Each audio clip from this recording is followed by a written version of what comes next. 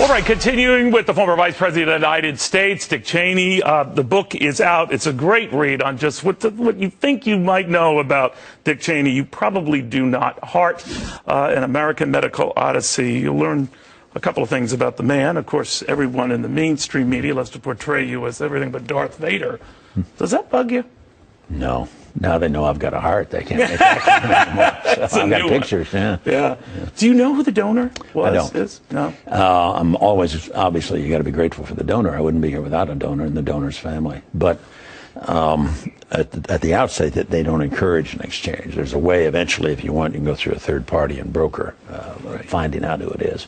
But I think of it as my new heart, not somebody else's old heart. It's not to take anything away from the importance of the donor, but just in terms of how I think about it, I've got new equipment and I'm off to the races. So. You've never lost your passion for obviously this country remaining vigilant on things like terror and things that matter a great deal to you. But there's a great concern, Mr. Vice President. Republicans are in total disarray. They're the mainstreamers, the rhinos, whatever you want to call them, the upstart Tea Partiers, and it's a mess, is it?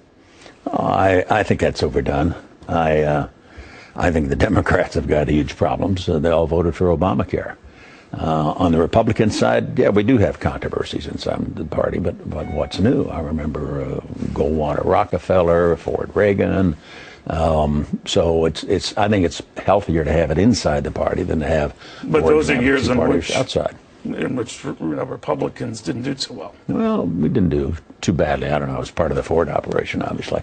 The point is, in my mind, that the Tea Party people I know, and I know quite a few. We've got an active group in Wyoming, actually several groups, different places in the state. They are basically fundamental, patriotic Americans, conservative.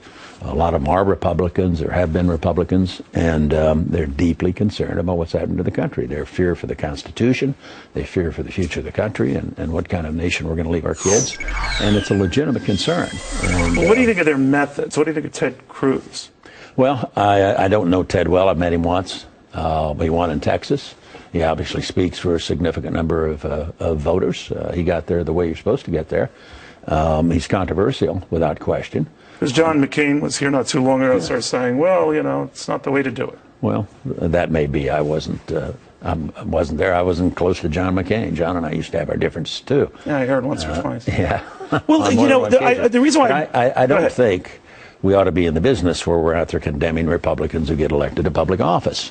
What about challenging them? Because your daughter is. My daughter is challenged, and I'm a strong supporter of it. I do believe we need a new generation of leaders. I think part of our problem is if we get into the position where all we're doing is supporting the status quo in terms of the party, I think we're in trouble. I think it's time for new leadership, new generation of people, and to the extent we can attract folks to come in broaden the base of the party, I think that's absolutely essential. Well, is she a Tea Partier? No, she's not, but I think a lot of Tea Party type support her, as do a lot of mainstream Republicans. But so she walks this fine line because... it's not a fine line. She walks her line, and a lot just of people listen to what she said when she was talking to the American Thinker. This old guard really thinks they don't have to live under the laws they pass. Look at the National Republican Senatorial Committee, which is 100% an incumbent protection agency. Unfortunately, this is not good enough when we're facing such a radical president. So she seems to be part of that view. Better topple Republican incumbents like that. No. No more than Jerry Ford was when he ran for Congress in 1948 and defeated an incumbent Republican. I mean, I think it's time for us. Ronald Reagan almost doing the same. Ronald Reagan almost did the same thing to Ford, or Ford defeated Charlie Halleck to become the leader. I mean, so none of this worries you? It doesn't worry me. I think it's a sign of dynamism inside the party. I think with the fact that we've got people who are mad and angry and want to do something about it, looking to the Republican Party as the vehicle within which that ought to be done. I think that's basically healthy. And I think we do not want to maintain the status quo. I think if we try to win the next election by supporting the status quo instead of reaching out and broadening the base, attracting new people to the party. Well, what is status quo? Is Chris Christie status quo? If all you know, I think Chris is a promising figure. I don't agree with him on a lot of things. I'm more conservative than he is. But I think there are a lot of governors out there, like Scott Walker in Wisconsin, and Chris Christie in New Jersey, and do you have a candidate you like? I don't. And the Tea Parties, every time I mention Chris Christie, Mr. Vice President, they go nuts.